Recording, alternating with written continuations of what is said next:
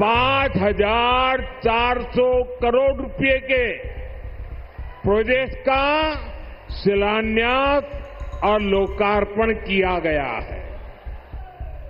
यहां की राज्य सरकार लोगों की जान और उनकी दुकान की सुरक्षा नहीं कर सकती, तो निवेशकों को भी चिंता होती है। जहां मुर्शिदाबाद जैसे दंगे होते हो, छोटी छोटी बातों पर हिंसा हो जाती हो और पुलिस एक तरफा कार्रवाई करे, यकीन दिलाने आया हूं, बंगाल की बदहाल स्थिति को बदला जा सकता है। बीजेपी सरकार आने के बाद कुछ ही वर्षों में पश्चिम बंगाल देश के टॉप इंडस्ट्रियल राज्यों में से एक बन सकता है। ये मेरा दृढ़ विश्वास है और मेरे इस विश्वास का कारण है पश्चिम बंगाल में समर्थ और प्रतिभाशाली मेरे नौजवान भाई बहन हैं।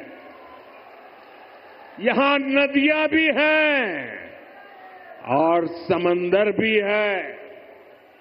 पश्चिम बंगाल सैकड़ों वर्षों से इंपोर्ट एक्सपोर्ट का केंद्र रहा है।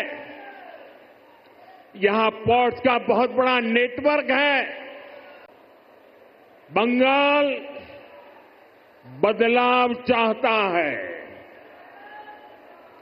बंगाल विकास चाहता है। बांग्ला परिवर्तन चाहे, बांग्ला उन्नयन चाहे। आज पश्चिम बंगाल का नौजवान पलायन के लिए मजबूर है। छोटे छोटे काम के लिए भी दूसरे राज्यों की तरफ जाना पड़ रहा है। दुर्गापुर, वर्धमान और आसनसोल, ये पूरा क्षेत्र भारत के औद्योगिक विकास को किसी जमाने में गति दे रहे थे, लेकिन आज यहां नए उद्योग लगने के बजाय जो है उसको भी ताले लग रहे हैं। साथियों, हमें बंगाल को इस बुरे दौर से बाहर निकाल। जय मां काली, जय मां दुर्गा। ये सावन का पवित्र महीना है।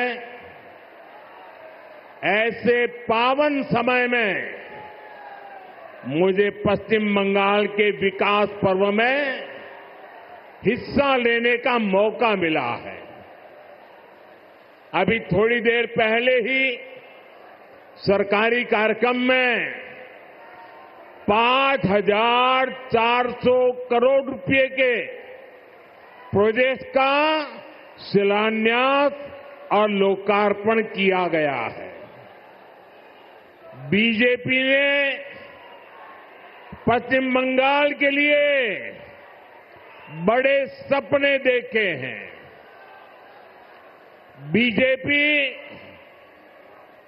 एक समृद्ध पश्चिम बंगाल बनाना चाहती है। बीजेपी एक विकसित पश्चिम बंगाल का निर्माण करना चाहती है। ये सारी परियोजनाएं इस सपने को साकार करने का ही हमारा नम्र प्रयास है। स्थितियां यहां पैदा की गई हैं, वो बंगाल में निवेश विरोधी है, नौकरी विरोधी है। आप जरा सोचिए, जहां मुर्शिदाबाद जैसे दंगे होते हो, छोटी छोटी बातों पर हिंसा हो जाती हो और पुलिस एक तरफा कार्रवाई करे,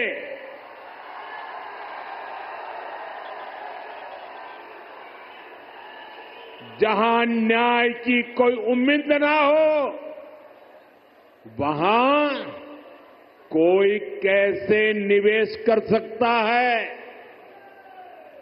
यहां की राज्य सरकार लोगों की जान और उनकी दुकान की सुरक्षा नहीं कर सकती,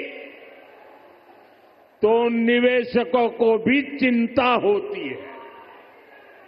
मैं जानता हूं कि पश्चिम बंगाल में जितनी संभावनाएं हैं, उनको देखते हुए दुनिया भर के निवेशक यहां पैसा लगाने आना चाहेंगे, लेकिन जब वो यहां सिंडिकेट राज देखते हैं, वो ये देखते हैं कि कैसे यहां उगाही होती है, बिजनेस करने वालों से पैसे मांगे जाते हैं, कैसे टीएमसी के लोग धमकाते हैं, तोड़फोड़ करने की, काम बंद करने की धमकियां देते हैं, तो वो भी डरकर भाग जाते हैं। ये जो टीएमसी का गुंडा टैक्स है, ये बंगाल में निवेश को रोकता है।